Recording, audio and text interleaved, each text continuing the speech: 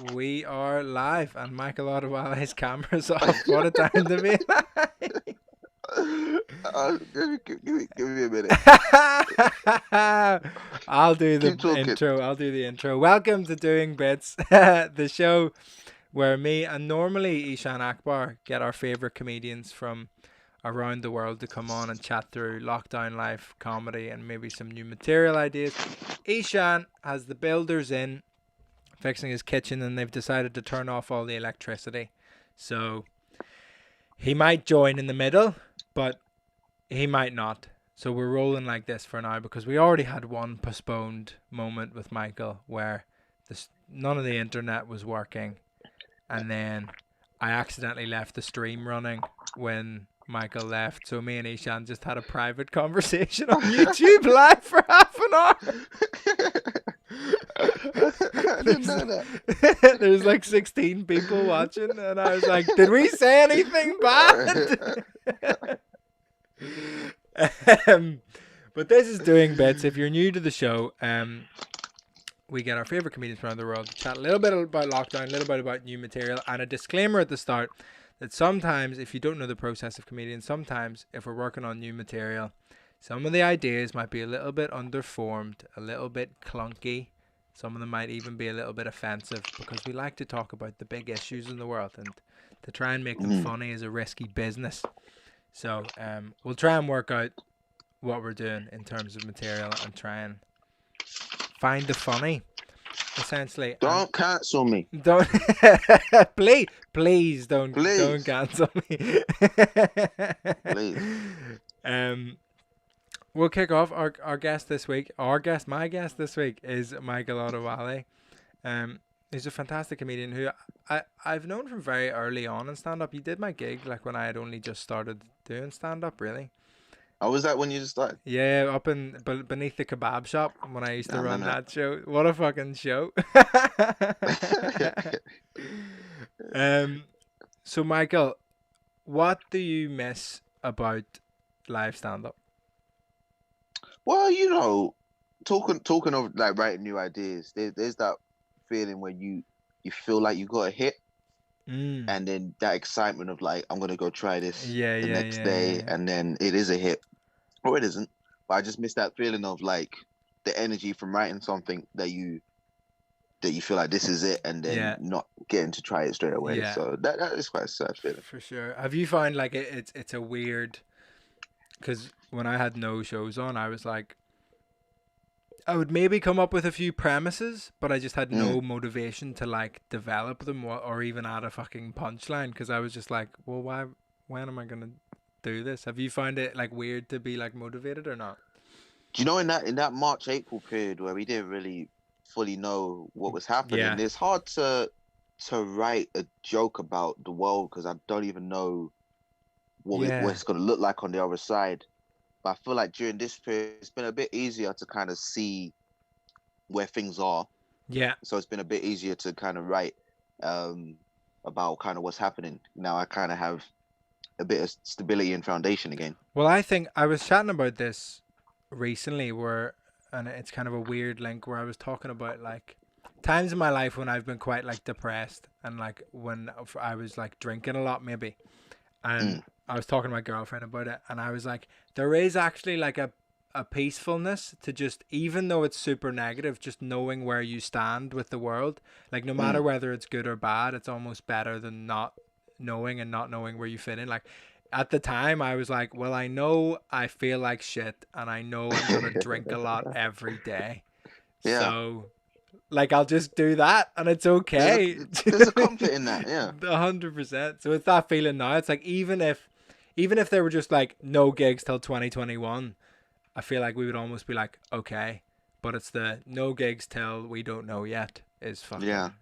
And not even gigs, just the fucking the world. Do you know what I mean? No world, yeah. World cancelled. So yeah, just a bit of stability has been good in terms of being able to see where I'm writing again and get perspectives again, I think. Yeah, 100%. And where was there's a saying that you're only as good as your last gig.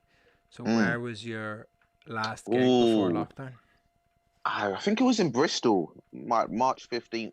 think it's called the Lazy Dog. Hmm. So it was actually it was a good gig, man. I did about half an hour. Oh, sick. I got yeah, so got to try a couple ideas. So it was a good gig, and you know, I think around that time people were like, things are gonna start. And I was like, nah, we won't even Yeah. be talking about this in a month's time. And shit shut down. Yeah. Yeah, we were all kind of. I think we were all so naive about it. It was just like everyone was laughing at China for a couple of weeks, Yeah. and then it was like, oh shit. Oh, it spreads. Oh shit. Oh, it's a virus. Is this? Yeah, you should have said. That is so. Actually, I think about me in December, looking about. Oh, they just shut down the city. Oh, that shit's crazy. They look like they're going through it over there. Yeah. I'm lucky I'm not over there. It's like, wait, how did my mind not think that this shit is gonna spread else outside of this place? It's Man, crazy. it's so ridiculous. It's. I think this is just the case. Like we're so. I think there is a thing like, and I've been writing a bit about it and trying to work it out at the minute about like just the fact that you can't care about everything. There's too Mm. much. There's too much going on, and the bit is like, start a lockdown. Everyone was like, cool, keep my distance, wear a mask, stay inside. I'm looking after the community. And then it was like, excuse me, Black Lives Matter, and I was like, oh shit, okay, right. Yeah. I'll post a black square on Instagram. Any local statues I need to. I was kicking over garden gnomes and shit. I was like, I don't know what's fucking going on. Yeah. And then when we were like, excuse me, we're still getting sexually assaulted, and I was like, oh, I thought we already solved that. Yeah. Oh fuck. Cool, I stand with you. I'll call out bad behavior when I see it. And then people were like, "Oh, what about Yemen?" And I was like, "Fuck Yemen. I don't have time. I don't have time for Yemen." I tapped out at Yemen. I was like, Yeah, that's it's like that's my time cards. I don't have any room. I don't have any room. I did my empathy shift, and Yemen didn't make the cut. But no, it's I think Patrice O'Neill, like he says, I give a fuck about what I give a fuck about. You know Yeah, what I mean? And maybe, and it's people's job to try and make you give a fuck about other stuff. Mhm. And sometimes they'll compete and things will win and they get in, and some things won't. But you can't care about everything. That's I think that's a title of like, do you know the way they separate comedy albums into tracks on like Spotify? On Yeah, one of his albums, there's like a track called "Can't Care," yeah. where you're just like watching the news and you're just like. It's gonna get in. It's gonna get it. And I was like, nah, it's not. It's not gonna get in, It's man. just a big number. It means nothing to Yeah. me. You're like, oh, no. 30,000 people. That's a lot. I'm trying to. Nah, That sounds big. That sounds Yeah. big for sure. There's that bit, and it really fucking angered me. Where like, have you seen the video of Patrice at the Comedy Store in London? Yeah, I have. Yeah. And he talks about like the tube when someone like jumps on the tracks, and he's like, everyone's Yeah. like, I get the announcement like someone's jumped the track, and everyone's like, oh man, that's so.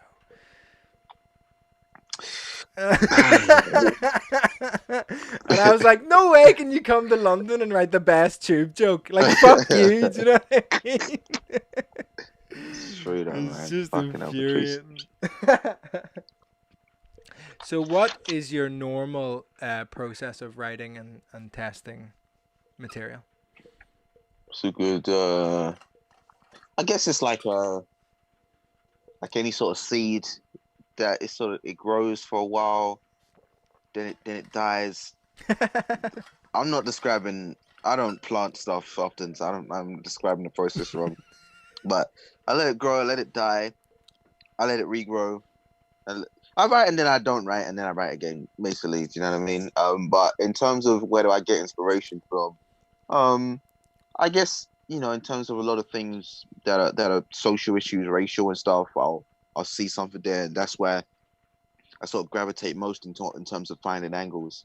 And then I guess I always try and find a little bit of an abstract angle to it. Yes. Sort of, yeah, I think that's kind of. I think there's something cool in that. Do you find like there's something good about like taking a heavy topic and like just blurring it slightly with like a little bit of nonsense?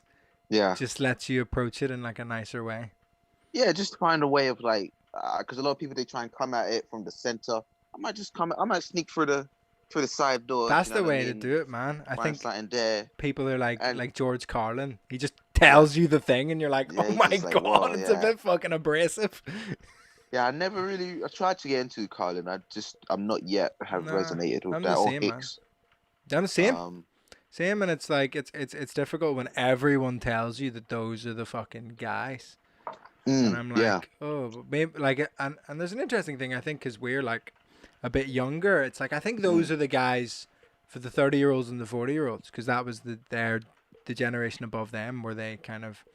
Whereas now that maybe feels just a little bit tired from us, and the people who we look up to are maybe like Patrice or Dave mm. Chappelle, or like people just like one notch ahead. And whereas I think that we're slightly just maybe too separated from Carlin and That's Hicks. interesting. Looking at it, like we're inspired by the guys who are inspired by guys.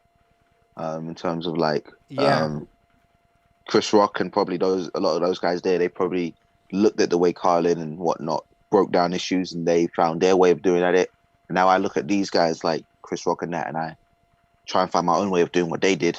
yeah, So because it's such a current art form that to mm, try and do what someone else did before, or even talk about the things that were being spoken about before. It's like, well, why? Do you know what I mean? It's like why yeah. that just doesn't make sense because it's so finger. It has to be finger on the pulse, otherwise. Well, you can't be Yeah. like, do you remember in the 80s when this and this? You'd be like, what? You gotta talk about the world as it stands, so it kind of has to. Yeah.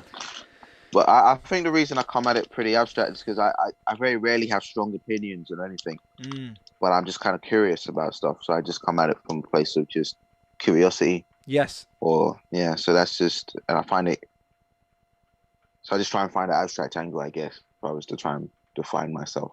Yeah, and are you someone that when you have a new idea, do you go on for that new material night or that open mic or whatever? Do you go on with like word for word, know what you're gonna say, or is it just like a premise with a punchline, or what Do you kind of? know, I'm pretty, I won't say word for word, but how I write it is pretty much what I'm trying to get across. Mm-hmm. Um, it's interesting because I know people sound quite laid back, but in terms of the writing, I do try and like to stick to Mm-hmm. the foundation of what I'm trying to say, at least.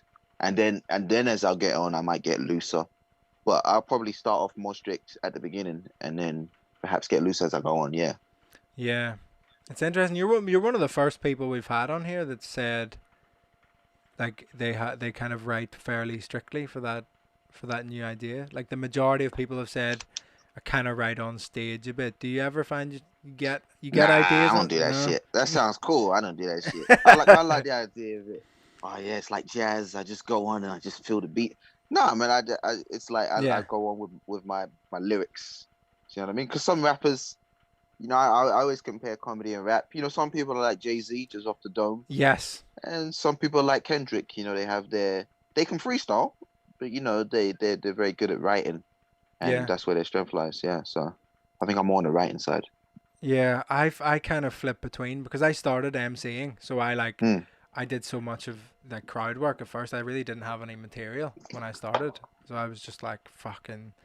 Let's see what happens. Let's see if we can find some funny in this and find some fun, like just Yeah. vague ideas that I would go, oh, there's a story of sounds funny in my head. Let's see what happens. But just in the moment, like hadn't thought about the story beforehand or anything. I was just like, fuck it, and just do it. And then did my first like spot that wasn't MCing, I was like, I wrote like one-liners because I was like, Really. oh, you're supposed to write material for these. Do you know what I mean? Oh, Like really? that's Yeah. that's what you're supposed to do. And then I moved away from that, and then I kind of found this weird space where like I think it's quite a cool space where sometimes in clubs where I'm super comfortable, I'll just get up and go, what do you guys want to talk about? Yeah. And just like, and often what it is them going, what about this? And then me chatting through a little bit and then finding a way to maybe a premise that I'd written down or like an Yeah. old joke that I hadn't done in a while. Like, and I just think that it is almost an illusion of you just like fucking around, but it's like, Yeah. I think there is something really fucking exciting about like being in the room and like everyone feels like they don't know what's gonna happen and they feel like you don't know what's gonna happen and I'm just like maybe I don't know what's gonna happen. Yeah. Like, I don't know. I think the risk reward from that is quite high in terms of this. Well, there's no risk essentially, but There is a in risk. terms, There is. yeah, yeah, yeah, yeah, yeah. But I've always liked the idea of that. But I've always been someone who just comes like, nah, I have something I want to say, I want to get across Yeah. most times in terms of that's how I kind of approach it. But I think there is definitely a benefit to being a bit looser. And I think that might be something I even try when I get back. Yeah, I think even just that feeling, because I've done so much MCing and so much crowd work, like that feeling of like when I'm doing like a club spot where it is all prepared and it's like a trial and I'm like, this is my best fucking 10 minutes or whatever. Yeah, Like that feeling of like, even if something happens, even if someone heckles, even if the microphone breaks or like any number of things happen, like I'll be okay. So just that feeling yeah. like of like being a little bit bulletproof, where you're just like nothing can fucking. I don't have that though. I don't feel like I have that complete sort of energy yet. So which is why I feel like I need to practice being a bit looser. It's scary. Like there was a guy. He's been on this podcast. Friend of mine, Omid Singh. I don't know if you've gigged with Mm. him before. He's from LA, but he lived in London for a bit there. He's literally just he's been going like such a long time, and he's such a fucking great comedian. He's like, yeah, just go up with nothing and see what happens. If it's a gig that you're fine with and the club know who you are and like it's not a big thing and like it's new material or whatever, just go up with nothing and see what comes into your head. And I was like, Yeah. that is fucking scary. But I wonder if that's like more of a LA mentality. I don't know.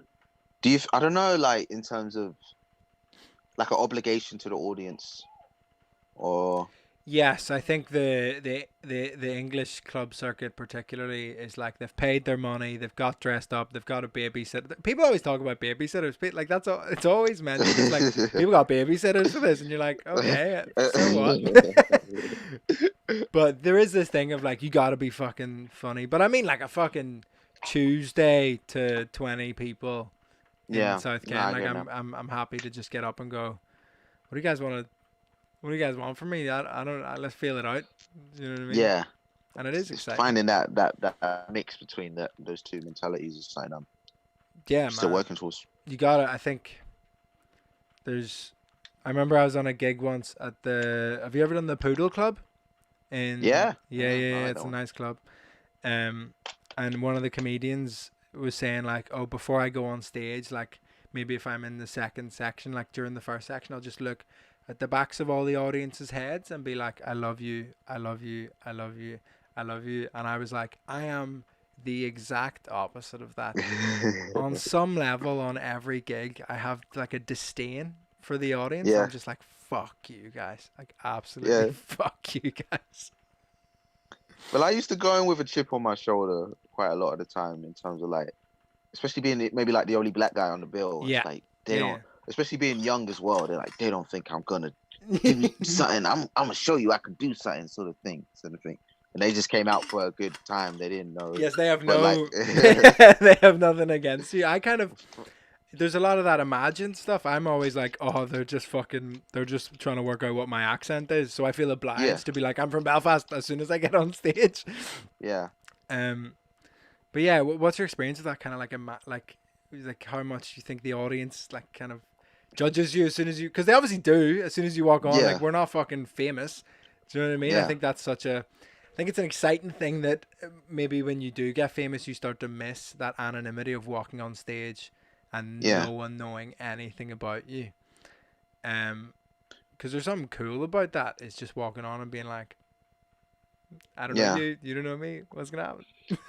I think when I was younger, maybe about 19, 20, there's definitely a lot more. I wasn't just trying to prove it to them. I was trying to prove it to myself. Yes. Um, but you know, I'm older now. I'm a little bit more comfortable with what I do and who I am. So even though they still don't know me, obviously, it's a bit more. We'll just find out together, like whether you guys like this or not. But I know Yeah. you're gonna like it, sort of thing. Yeah, you strike me as someone who's got this kind of. You're very centered and very I appreciate it. like. Do you feel like you know who you are, both as a comedian and as a person, and you're kind of just like sure of that almost? I feel like it's something I've always been actively working Mm. towards and sort of just trying to be just sort of calm and just sort of not trying to prove anything, just knowing who I am. But I think especially in the early days of my comedy, I would talk quite fast because it was like I have to get to the punchline. You have to see that I'm funny. You have to as soon as Yeah. possible. But now it's a bit more like I'm not. I wouldn't say I'm a slow comic, but in terms of just like, well, I know this is good. You guys are gonna find out this is Yeah. good, and if anything, it's gonna be better once I unpack it like Yeah. in due time. Do you know I what I heard mean? there's something Dave Chappelle said about just like you really have to get comfortable with the silence because Yeah, that's the silence makes the joke. You know what I yeah, mean? You need the tension before the punchline. yeah, Otherwise, 100%. um, yeah, that's exciting. I feel like sometimes I really put across, like in general life as well as in comedy, I put across this real fucking puppy energy. And I'm just like, yeah, yeah, yeah, yeah, yeah, yeah. And I was just like, that's not me a lot of the time. Like when I'm like just chilling, like with my girlfriend or whatever, I'm very just like kind of, I don't need you to love me. Where it's like, like I feel like sometimes I really slip into that, like validate me, validate me, validate me, validate me. But it's like, Yeah, no, definitely something I'm trying to work on. It's just like just chilling out a bit more because I am comfortable with the silence. I'm comfortable on telling a long story with a punchline at the end, and I'm like, I wanna set myself up to have that ability to explore ideas a little bit deeper before I get to the funny bit, and like, yeah, and I think it's good not to be stuck to that. I think some people will go like, oh, I'm a low energy comic, and you're like, yeah, but sometimes don't be yeah, because like yeah, it's a Friday night in Wigan. So you yeah, need to fucking step your shit up and yeah. just hit them with that first joke a little bit harder, and then they'll go okay, and then step back a little bit. But it's like, Just basic room reading. Do you know what I mean? Yeah, yeah, this is the thing. I think something I decided fairly early in comedy is like all it is explaining your ideas in a way that the people in the room will understand, and that mm. can be high energy and that can be low energy, and you're not married to any one of them. I think. Did you ever do like a comedy course or anything like that? I know I didn't. I No, didn't me do it. neither. And I think from what I've heard, they talk a lot about like persona. It's like, what Mm. is your persona? Are you the angry guy? Are you this? Are you this? Are you this? And I'm like, I'm just a fucking guy. Like, Do you know what I mean? Yeah, I'm all of that on any given day. yeah, But it's interesting what you're saying about, for example, like a room in Wigan and stuff like that. I was watching the Dave Chappelle, Mark Twain thing, and his mum was talking about how she told him sometimes you got to be a lion to a be the lion to lamb be that the you lamb really you really are. want to be, and it's true on like a busy night. Sometimes you got to give them something on the front end before you can sort of reveal Yeah, who you are, and they'll go with who you are once you give them a little bit of yeah. what they want. Do you know what I mean? So it's that's just like sometimes you got to be appear something in order to reveal who you want to be. It's definitely a So, give and take. When he said that, I cried. The first oh time I really? watched it, I was just like, nothing has ever resonated with me more in my Yeah. entire life. I was just like, do you know what the immediate thought that went through my head was? Like, if I was ever gonna get a tattoo, that would be it. That would be it. That would be it. Where'd Yeah, you put it? on my forehead.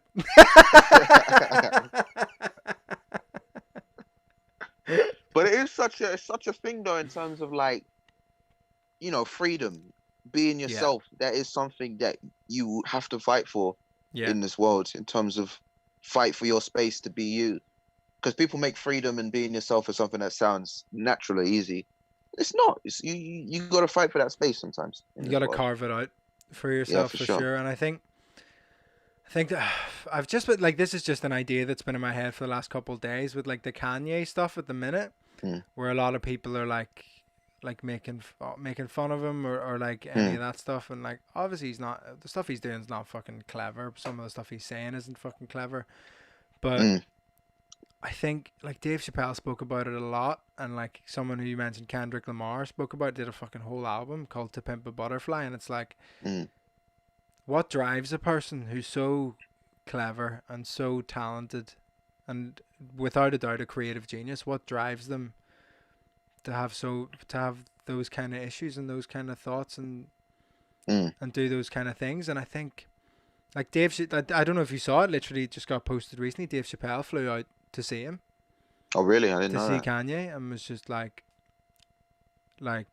Kanye posted it, being like, "Oh, thank you so much, Dave, for like calling in to see how I'm doing, to see if I'm okay." And I'm like, I think we need a bit more of that. I think we need people to realize that, like, look, they are celebrities. Look, he's probably coming up to being like a billionaire, but Mm. man, something about that does stuff to people. Like, that's the whole Dave Chappelle story. He went like Yeah.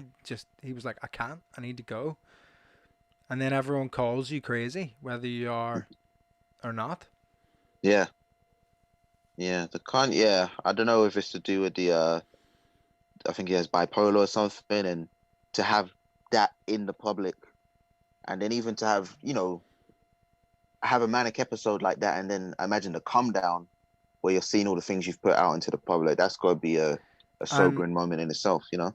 and to have a manic episode and to have people trying to profit off it, Yeah. like people trying to go, yeah, if we let him say all this stuff, then the album sales will be really good. And it's Yeah. You know what I mean? So like yeah, that's a man. fragile Kanye. person. That's someone who needs help and support. And like, it's that phrase of like pimping a butterfly. Like that's Yeah. what people are doing to him right now. Yeah. So yeah, I mean, I think it's someone who just meant a lot to a lot of people, just sort of growing up and everything. So even if I don't mess with him the way I used to, I'm obviously just still like hoping that he pulls through and everything. So we'll see what happens. Yeah, 100%. Are there any topics, we ask everyone this question, are there any topics that you think are off limits for you that you shouldn't joke about, or anyone shouldn't joke about necessarily? No, I wouldn't. I imagine most people would say no. I Yeah, guess. most people have said no. Some people have spoken about punching up and punching down, and I don't really know. That's just It's depends. all contextual, isn't it? Yeah, it's All too of this stuff. complex. Yeah, to just give it a blanket yes or no. No, I mean it's like everything's funny until it happens to you. Yeah, And for me, everything is if I can find my own original angle, I'll definitely won't be afraid to go into talking about it. That's kind of the beauty of this art form, isn't it? So yeah. Do you think you hear a lot of people talking about punching up and punching down, and I had a really interesting thing where I did a rant on like my own solo podcast. I did a rant about just this idea of punching up and punching down, and people like telling me not to make jokes about certain things, and it's like, mm, and I had a really nice guy on Twitter reach out to me being like, "Hey man, I really fucking liked what you said about this idea of punching up," because I was saying like, I think making jokes about people in a caring way and in a good way is really humanizing, because it's like mm, it doesn't leave them out of the conversation. mm, It doesn't make them feel excluded from the fun. Like, it's fun to yeah, have the piss taken out of you, and it's fun for like to yeah, take the piss out of other people, and it's like, if you do it in the right way, it's very welcoming. And I had a guy reach out to me and be like, "Hey man, like, I'm gay, and like I really appreciated like what you said," because the example was someone got annoyed at me for making a joke about, like, just like it's about MI5 is the third highest employer of LGBT people in the UK. oh really? Yeah. And it was just this joke about like the gay people I know aren't very good at keeping secrets. And it's just like it's so silly and just so childish. And like, I've done it in front of so many gay people who are like, that's so fucking funny. And then this guy's like, I don't think you should make those kind of jokes. And I'm like, who the fuck are you? Like, Do but you know this what I guy mean? reached out to me and was like, look, I've had death threats for being gay. If you think your jokes are going to make a fucking difference, like, you've got Yeah, another thing coming. because that's the thing in terms of handling certain groups of people with kid gloves. It's Yeah. patronizing. It's Yeah. if anything, just hey, here's a seat at the table. Mm-hmm. You're no special. Just come, Join yes, come in. sit down. Do you know what I mean? Like, Do you know you're what I mean? allowed So, to be shit. You're allowed to be flawed. And I'm happy do you know what I about it mean? because we can talk. Yeah. So if anything, it's an icebreaker. If anything, I always see it. But Yeah. yeah, Yeah, changing I hope world, my man. refugee joke goes well next week. I do actually have a joke about it because I used to work with refugees a lot in London Yeah. and in Greece. And the joke is basically I used to work with them because I was doing all this work with them, and then one of them called me fat. And I was like, fuck you. And the joke is like, I didn't get the cardio of rowing across the ocean like you did. But the guy didn't even fucking speak English. He just patted my belly and went, "Oh," and I was like, "Fuck's sake! I'm trying to help you." I like that. That's good, man. That's good. So let's talk about material. Have you been writing a lot in lockdown? Do you have? You said you've kind of got a few ideas on the boil, Yeah, maybe. I got a few things I've been talking about. Um, so how does it work? I just say it. Yeah, like whatever you've gotten, we'll just see if we can find some funny. Yeah. So I had to, obviously with a lot of the racial happenings sort of going on. A lot of people have been having an awakening. Mm. So I wrote this joke about how this old guy from school, he just sent me a message, just like apologizing for calling me a racist slur in like maths class, and you know, it was just like how he grew up in a racist family, you know, and now he's finally starting to like think for himself. Sent me this long message, and you know about how he's changed his ways, and I read it. I didn't respond straight away. I just reflected on it, and then I sent him a message back, and I was like, "Hey man, it's really good of you that you're changing your ways, but we weren't in the same maths class. You got a different preference, you know what I mean? So that's just. That's And it's so funny because it funny. was me. I just wanted to fuck with him. Yeah, You you know just what wanted to. That's I mean? so funny. That's such a fucking good joke. My problem often with like jokes like that. That's such a dynamite like premise. Touches on a really big issue that's on people's minds Yeah, at the minute, and it's got such a killer punchline. My issue with stuff like that is always like, so like where, because especially in the UK scene, I think people always want to like, okay, how do you turn that into a 10-minute bit that gets an yeah. applause at the end? Do you know what I mean? Um. So what maybe But is go on.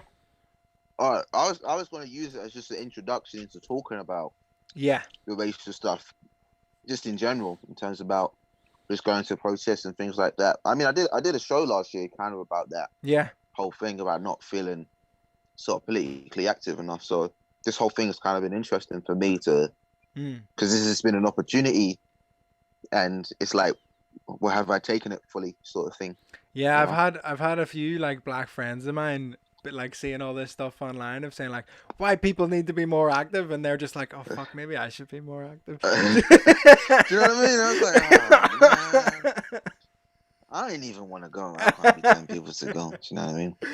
Oh yeah, I Um, saw that sketch you did that was very funny. It was like, oh fucking, I don't have an umbrella. It's raining. yeah, because people keep posting like reading lists and shit.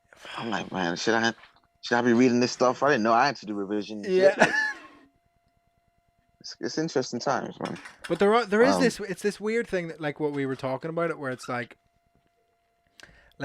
when you said like have a seat at the table, like you're not special. I think there's a lot of hmm, people going about being like, well, all black people have read all of these books, and I'm like, do you yeah. think I've read every book about Irish history? Absolutely not. Like that's not what people do. It's like, um, but it is funny. But I had this other one as well because I did go to a protest, Mm-hmm. and the one I went to, I saw some people like they were dancing and personally, I just don't know how I felt about dancing at a protest. Mm-hmm. Like, because I get that we're good at it, but I just feel like It's not the.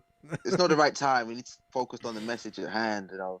Like, because I felt like the Martin Luther King speech would have lost a lot of potency if it was followed by a pop and lock at the end. You know what I mean? Like, It's fun. just I did. Like I have a dream. Bam. I, I have a dream. Go, Martin. It would have taken something away, you know. So, Did you see um, that David Guetta thing? oh yeah, it's like The, shout out was a shout out to George if you can tie that in, so it's like shout out to his family. It's like fuck's sakes. with these sick beats, you know. Yeah.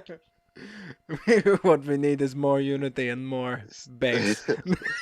Still the whitest way of fighting racism I've ever It's seen. so just a 40-year-old French guy. That's wild. uh, So what do you see as like the kind of the big punch of that, like the I don't know if they should be dancing bit. I guess it's just about in terms of different ways of Mm. it's interesting in terms of different ways of people deciding to do activism in terms of, I guess that's just kind of a irreverent joke about, like I said, just finding the abstract angle. Yeah. But there are different ways people are choosing to get involved And I that think are, there's a weird thing where like I think a lot of people think that you have to look like this when you're yeah, fighting racism. Do you know what I mean? You're like you have to just be yeah, so like I'm against it. Where it's like yeah, you can do it in like positive ways. You can do it through art. You can do it through comedy. You can do like any of these things. But like some people are like, no, you're not doing it angrily yeah. enough. It's like weird. It just in terms of just like the different ways of getting involved, and it's just me making a light-hearted observation on that. But yeah, I think that's probably be the angle in terms of in mind. Yeah, Yeah, for sure. I think you can definitely tie like as a few examples of like how people are getting involved when you're like the David Guetta thing was yeah. fucking wild. And then what do you think about like these these white people who are like kneeling down and like apologizing?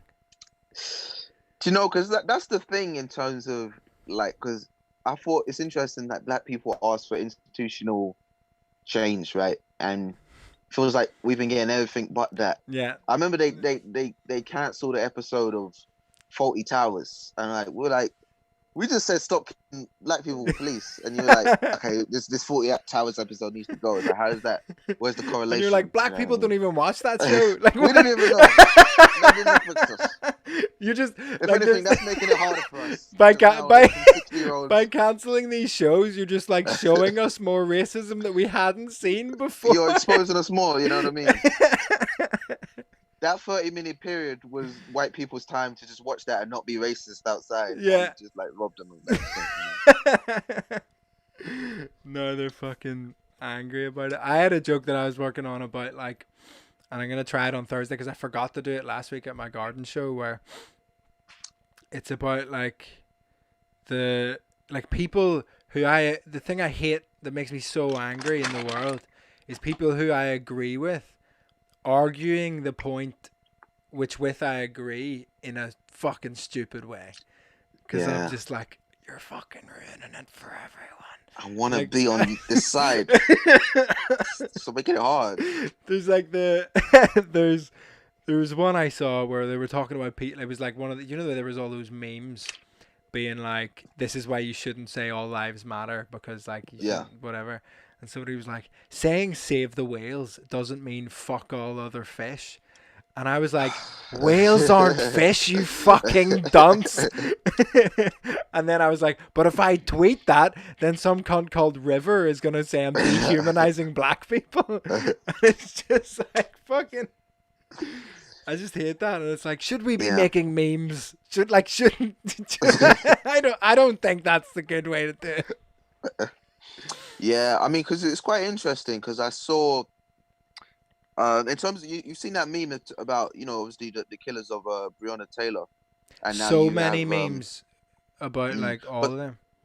but some of them are quite because this girl she posted like a nude picture. It's like now I've got your attention. Arrest the killers of Breonna Taylor. It's like that's not what we You're wanted. just You know, you're just trying to get clout. you Like, just trying to you were posting a booty pic, and now you're trying to. You know stop what I trying to mean? We don't. make your fucking ass woke. Your ass isn't woke. You posted no links of petitions to sign.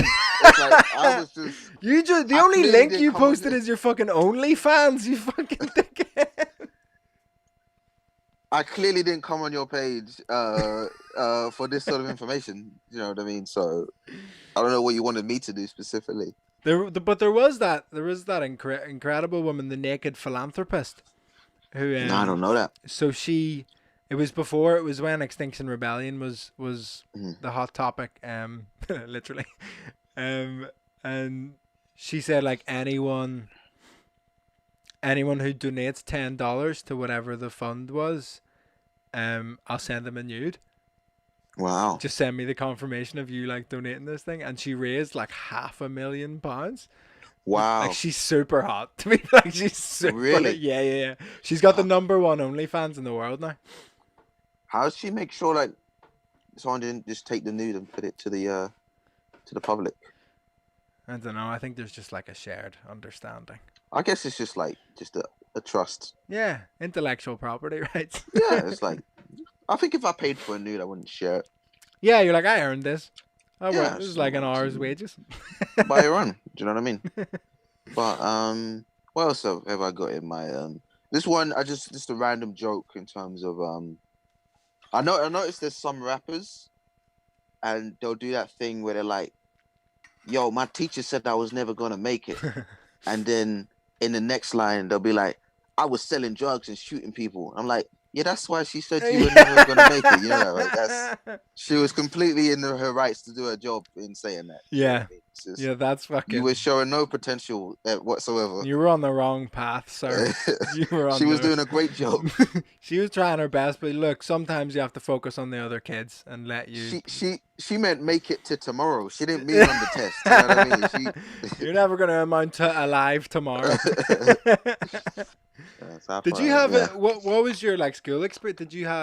Did you get on with teachers or were you like school or what was the crack? I think the later it went on, I was a bit more disruptive. But Mm. I think I knew I wanted to be a comedian from about 15 Mm. upwards. So I was just kind of using it as just sort of as an open mic. Yeah. Just sort of Yeah, every yeah, yeah. class I was using as open mic to try material. Um, so I still did alright at school, but because I was the kid like who would be disruptive, but I was still studying at home. Yes. So and Yeah, I yeah, felt like yeah. some kids they were like, oh, they didn't realize I was studying at home, and so when it came to test day and I'd done well and they hadn't done well, they're like, what? I thought we were all in this together. I'm Yeah, like, no, yeah, man, yeah. I was I was hustling. working. I was you were a fucking grifter, man.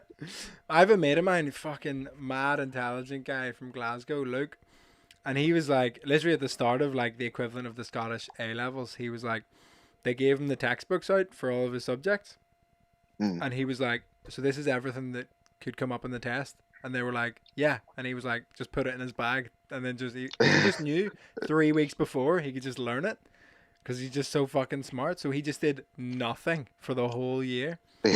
And this might here that's a concern at the minute for people who are getting like predicted grades for GCSEs and A levels Yeah, because you're like my cousin who's at Oxford yeah. got like all D's in his mocks, so his Wow. predicted grades were shit because he was like, I'll just do it when it's the actual Yeah, exam. when it's crunch time, you Yeah, know what I mean? I'll just do it. It's like Jordan. It's like Yeah, it's personal exactly. now. You It's know what I clutch. mean? Do you know what I mean?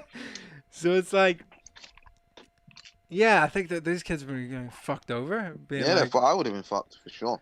yeah, I didn't fucking. I did surprisingly well in my A levels, given that the entry requirements for my uni was to get 2 E's. Really? What university was that? Guildhall, you did the gig there. So it Wow. was it was all based on the audition. Yeah. Two E's. So you just What did need you study again? classical percussion. Oh wow. Yeah, fucking weird, isn't it? What did you think would be your life Um, from that? Mostly that. No, I You thought. saw that and I was like, this is my future. This is how I'm gonna put food on the table for my family for the next 40 years. Well, I thought I was gonna end up like full time in an orchestra, just sitting at the back doing the fucking cymbals Yeah? and the xylophone and shit. But then I realized that most of those people are very, very sad Yeah. and like kind of hate their lives because they play a lot of the same pieces on repeat, and it really just becomes like an office job. And they're such hard jobs to get, and they don't pay as well as they should, given the fucking effort you have to put in. So it's like And you have to wear a tuxedo. They wear that was tuxedos. yeah, and that wears off so fast because I've been Yeah. wearing tuxes for concerts since I was like 14. Yeah. So like the first time I was like, this is so sick, and then me and my brother like played FIFA in tuxes because we were like, this is fucking class. This is But life. then by the time you're 19, like you have like, oh yeah, like that wash the shirt after every 3 uses of it, and it just stays in your suit bag, and you just Yeah. like it's all wrinkled and just shit, and you're just like fuck's sake, and it's just like What a life. I know it's such a strange. Jaded of tuxedos Yeah, I before the was age of fucking done 20. with it, and like my school fucking formal or prom or whatever, I was like boring, and then like the summer ball at Union, I was just like, this is so fucking Like I'm done with this shit. I don't care about any of this dressing up stuff. I just want to fucking chill out. Do you know what I mean? Yeah. But I think that is a problem for classical music as well. I was always kind of real. I always wanted to see an orchestra not wear really fancy stuff because I was like, What would they wear instead? just fucking football shirts, man. Like literally, like that's what I wanted. I pitched Combine it the to cultures. because Combine the cultures. I wanted to do this. Like I was working with this education orchestra that my friends had set up, and I was like, I want to fucking. I think we should do a show, like a gig where we're performing in just like football shirts and sports shirts and stuff, just to show that we're just people. Do you think that would like the working class man like would see that and then I can do that too? I Do you think it's think? just like a big cultural thing that classical music is seen as like elitist and only Mm, for wealthy people. And I think the fact that they all wear tuxedos on stage really doesn't fucking help that. no, Do you know what I mean? It's it's like true. they're presenting themselves as better than everybody else. So it's like, Yeah, why would anyone think any different? Like you're trying to make an accessible art form, but you're still wearing a white bow tie and tails. Like, what do you yeah. think is gonna I'd happen? love to perform in a suit one time, at least I one time. yeah, I would like to give it a go. Maybe well, like Yeah, Dave Chappelle's probably only done it that one time at the Mark Twain thing. yeah, that's true. Louis C.K. did it, and then his career ended. Not because of the suit, but it's probably a link Yeah, for sure. there. Mm, I think suits cause sexual deviancy. I think so. I think it's the tie. it's it's too I never understood ties.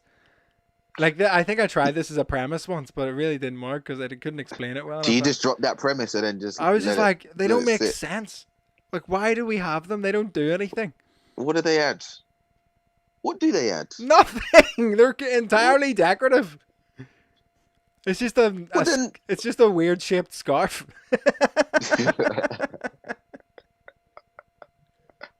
that's true. What do they do? Nothing. Nah, they complete something. You know? Only because that's been socialized into you that Yeah, you're that's true. supposed to wear a tie. Just doesn't That's make true, any man. sense. That's true. Yeah. These are these premises that I don't like. I'm now thinking of like old premises that I like couldn't get to work and couldn't make jokes out of. There was that one. The other one, which I did like twice ever, was just like, I don't understand how signatures happened where it's like, okay, we've got this thing that we want to agree on. How do we prove that you agree to this contract? And the guy was just like, oh, write your name at the bottom. And he's like, well, But like less anyone well. anyone could write my name. And he's like, no, write your name really fast. It's just like, yeah, as if like like you're the only, you can only write your own name that fast. Like anyone else's would be impossible. It's such a Do weird you do you, concept. do you do you have a consistent signature? Mine is No, just mine's different every time. I have a confident hand movement of a signature, but it cannot be replicated. It's like yeah, here you go. It's fucking, it's fucking crazy. I Let me. had this premise. It's never quite worked. I don't think I ever broke it down properly. It's about like how when you're trying to meet up with friends and how they always cancel, Hmm. and then I'm like, I get annoyed at flies because they only live for one day, but they're always in groups. So it's like, how comes they're better at Yeah, they hanging spend out their whole life when with the when they're homies. whole right? Yeah, and I try to initiate a phone call between two flies who know they only have one day to live. I could never get it to like be funny enough. I There's just just, so, never will let but you're go like, of it. there's something there. This as a concept is quite about hanging out with your friends with one day I had of a your life. like a similar subject matter one where I was like, I was saying like I'm really worried about these like white supremacist marches in America, Mm. with like the tiki torches and stuff, because I think the moths might just get caught up in it and start and just start being racist to like And now butterflies and that's the new shit. And symbol. I'm like, I'm like, no, like, They're just in the wrong crowd because of the flames. They do hate the dark. They They do hate the dark. There's a great Jim Owen bit, and I've heard someone say they think it's the best idea for a joke ever, where it's just like, do you ever think there was just a really ambitious moth that just looked at the moon and went, "I'm having that," and just like, and then it's the whole story of like the moth trying to get there. I used to watch that. That's funny. Yeah, Jim Owen's so fucking. Have you ever seen Jim Owen before? Nah, never. Really Not live. funny Irish comedian with like big eyebrows. I think no, I definitely know him. I've just never seen him. Um, How did you address Corona when you got back on stage, real life? uh, I'm struggling to remember because I was so fucking stressed when I went back to the show in my garden. I remember getting up and I brought a notebook on and I was like, "Welcome to my garden." Like, I've got a notebook because like if it's good enough for Dave Chappelle, it's fucking good enough for me. And I was like, but I'm not gonna do what he did. Like, I'm not gonna. And then I was like, imagine I was just like, so George Floyd, and then just like, and then I think I went 8 minutes, and then went, no, I'm not doing and I said at the start, I was like, look, I think there's some tensions that we have to talk about, like what's going on, like how's. And I did a few things. I tried to contextualize old bits that I've been working on within the frame of COVID. So it was like I had a bit about movies and like men and women recommending movies. So I said, oh, me and my girlfriend have been forced into a long distance relationship. But we're connecting by like watching Netflix together at the same time. And then I was like, and then I've noticed that like she'll recommend movies in a different way that I recommend movies. And then I go into the bit that was already a bit. Yeah. That's that. Yeah, that's a good way to do it. I think in terms of just getting out of the way. Yeah. And then being able to move on and talk about stuff that's actually interesting to you. Yeah, audience members said that as well. They were like, they really liked the way all the comedians like did like one or two mentions of it, got it out of the way. And then just did fuck because people want to escape, man. I think that's a big thing at the minute. Yeah, I think I'll do when I get back. It's just finding about ways to navigate the initial awkwardness. Yeah, that's mostly probably in your head, and then just getting to do what you do best. Yeah, yeah. And I did quite a lot of new, and I did probably about 10 minutes of, or maybe 8 or 9 minutes of new material, like from the start, and I did like a couple old bits. But yeah, I think people were super generous. Like people were super up for it and super kind of welcoming to the whole thing. And I don't know if that was specific to whatever crowd of people were there. I'll let you know on Thursday if a completely different fucking bag of cunts show up and they're just like, hate it, stop it. But yeah, I think people are very, very on board because they're so excited to just see something happening live in front of them. I think people seem super happy about that. How are you feeling about it? When is it as well? I have a gig on the 30th. When's that, like 9 days? Yeah. Yeah, it is. And then so I got that one there. I think it's just like an open air field sort of thing. So I'm feeling good. It's about 20 minutes and I haven't even really gone through my material yet, seeing which ones I want to do and which ones still feel like relevant, and whatnot. So I'm just gonna feel it out. Yeah. Try not to think about it too much, overthink it, and then just sort of. Yeah, but I definitely want to try out some of my new bits that I've been writing. I think so much stuff's happened. That I think we just have a lot of thoughts about stuff that we're just like, I need to fucking say this. Like, I don't care if it ended 2 weeks ago. I'm talking about Tiger King and fuck all. You know what I mean? You know what I mean? So yeah, I definitely just need to get it out, get up there, get that rust off. Are you excited or are you stressed? Are you both? No, I would say I'm stressed. For me, I once I see the space, it allows me to figure out what it goes like a bit more. Yeah. And then, but no, I wouldn't say I'm stressed, man. No, it's fine. I got an online gig tomorrow, my first one. I've managed to avoid most of them, but then this one came up, and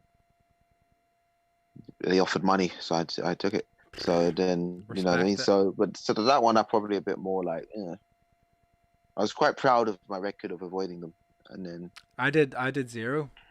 you just yeah. So I'm not like now that I'm doing the Now things in that front of comedy's back, actual they're like, yeah, people. why would I So why would get I away from fucking me? do You know that? what I mean? Um, Yeah. I think we'll wrap up there. That was really good. We got through some. Unless there's any like bits you're like, fuck, I really want to fucking try this one, or like, are you happy enough? No, I feel like I'm good, man. I feel like I got a lot. The main ones out, which I wanted to try. The rest still sort of just, Yeah. there's nothing quite premises there. Yeah. Uh, Eshaan never showed up. no classic. Not classic. Classic Eshaan not showing up. I know. I know. Well, can everyone who is watching or listening to this send Eshaan hate mail? Please. That would be good. Call him a banga bantu bastard. That's what I call him. And yeah, also as well as sending Eshaan hate mail, if you can don't forget to hit the little thumbs up thing on the YouTube. Subscribe to this channel. If you're listening on iTunes or Spotify, subscribe there and drop a little review on the iTunes, especially because some bastard gave us 1 star and didn't even leave feedback. Like, at least be like, if you're angry enough to do 1 star, at least give me some fucking hate that I can latch on to. Do you know what I mean? Give me something to feed Don't on. give me an abstract 1 star. Like, how do I improve? Let me fucking. So yeah, do all those things. That'd be really appreciated. Check out, if you're a Doing Bits fan but you haven't seen Michael before, check out him. His Instagram handle will be in the description. Check out me, Eshaan, all of those things. And thank you very much for checking out There's Michael's head for the first time in the episode. Yeah, revealing it at the end as a treat. Thank you very much. There we go. That was good fun, man. That was fun.